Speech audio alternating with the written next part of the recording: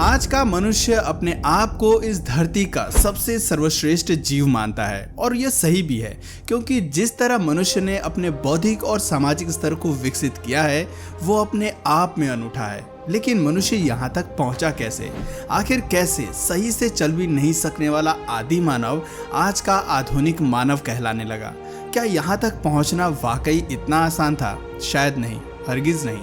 तभी तो यहाँ तक पहुँचने में मनुष्यों को हजारों साल लग गए। दोस्तों, प्रेजेंट टाइम में हम जिस तरह से जिंदगी जीते हैं वो जिंदगी पूरी तरह से अलग है जो मानव हजारों साल पहले जीता था। आज से तकरीबन 20 लाख साल पहले के वक्त यानी पाषाण काल में मानव जंगली पशुओं के बीच जंगलों में रहता था, 4 पैरों पर चलता था, खाने की तलाश में इधर उधर दिन भर भटकता था। रात होने पर जानवरों से खुद के बचाव के लिए वो पेड़ों पर चढ़कर रहता था। धीरे धीरे ठंड व बरसात से बचने के लिए उसने गुफाओं का सहारा लेना शुरू किया। जैसे जैसे परिस्थितियां उत्पन्न होती गईं, मानव ने खुद को उसमें ढालना शुरू कर दिया। ये संभव है कि जब मानव ने पेड़ों पर ऊंचाई पर लगे फलों को देखा होगा तब उनको तोड़ने के लिए वो अपने शरीर को बैलेंस करते हुए 4 पैरों की बजाय 2 पैरों का उपयोग करने लगा होगा, जिससे उसके हाथ स्वतंत्र हो गए होंगे, जिसका उपयोग वो धीरे धीरे किसी चीज को खोजने, पकड़ने व उठाने में करने लगा होगा। फिर धीरे धीरे वो समय भी आया जब मनुष्य अपने 2 पैरों का उपयोग चलने एवं अपने दोनों हाथों का उपयोग काम करने के लिए करने लगा होगा। दोस्तों, इस तरह मनुष्य में धीरे धीरे शारीरिक परिवर्तन होते गए। यकीनन जब वो पैरों पर खड़ा होने लगा होगा तो वो अधिक दूर तक देखने लगा होगा। वो आसपास की चीजों को देखने के लिए पूरे शरीर को घुमाने की बजाय सिर्फ गर्दन का उपयोग करने लगा।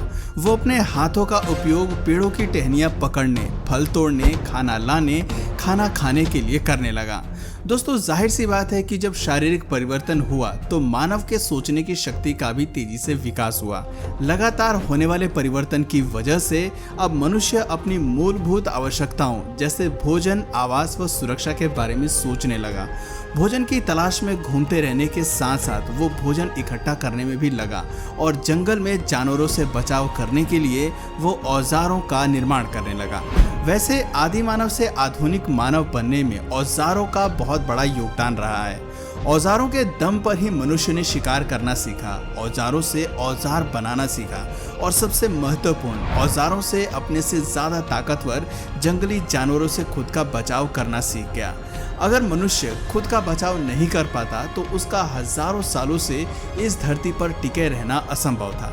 जानकारी के लिए आपको बता दें कि सबसे पहले मानव ने लकड़ी के हथियार बनाए। समय के साथ साथ जब वो थोड़ा विकसित हुआ तो उसे ये लगने लगा कि ये लकड़ी के हथियार इतने कारगर नहीं हैं, जिसके बाद उसका ध्यान पत्थरों के हथियार बनाने की तरफ गया।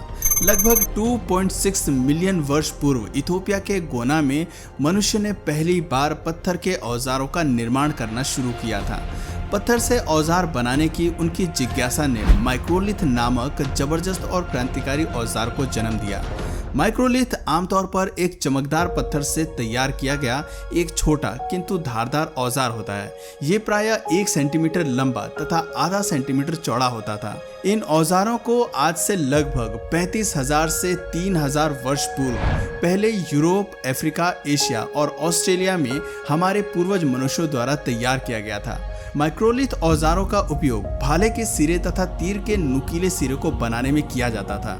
शिकार के परिप्रेक्ष्य से तैयार किए गए माइक्रोलिथ औजारों को मानव द्वारा काफी लंबे समय तक शिकार के लिए इस्तेमाल किया जाता रहा। आपको बता दें कि पाषाण काल के अंतिम चरण को नवपाषाण युग कहा जाता है। 7000 ईसा पूर्व का ये समय मुख्यतः धरती पर खेती की शुरुआत तथा पत्थरों के तराशे हुए हथियारों और औजारों के उपयोग के लिए प्रसिद्ध है। इस काल में लोगों ने घिसे और पॉलिश किए हुए पत्थरों के साथ साथ हड्डियों से बने औजारों के माइक्रोलिथ ब्लेड का निर्माण करना भी सीख लिया था।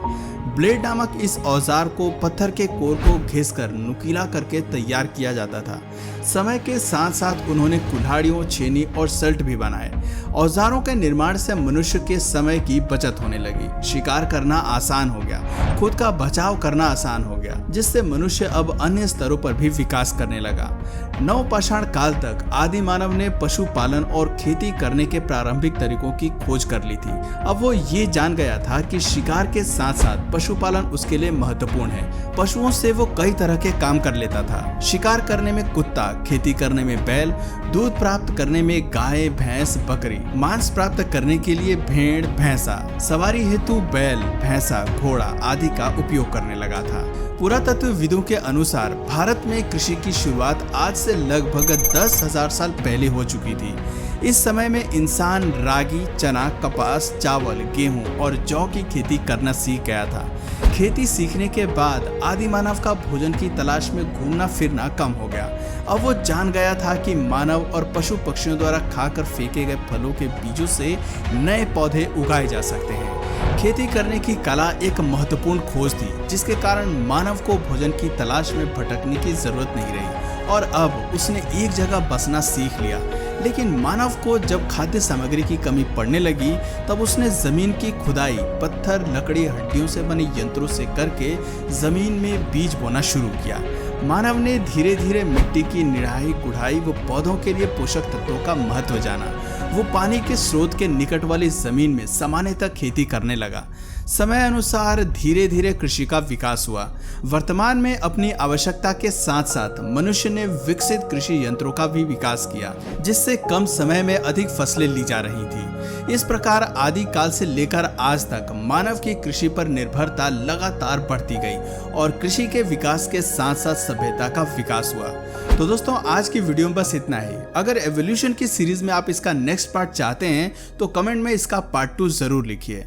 और अगर इस वीडियो से आपको कुछ नया जानने या सीखने को मिला या फिर इंटरेस्टिंग लगा तो प्लीज इस वीडियो को एक लाइक करके अपने फ्रेंड्स और फैमिली में से जरूर शेयर करें। और यदि आप इस चैनल पर नए हैं तो प्लीज इस चैनल को सब्सक्राइब करके बेल नोटिफिकेशन आइकन को ऑन कर लीजिए, ताकि हमारे आने वाले वीडियोस आप मिस न करें। मिलते हैं फिर किसी वीडियो में नए टॉपिक के साथ, तब तक के लिए नमस्कार।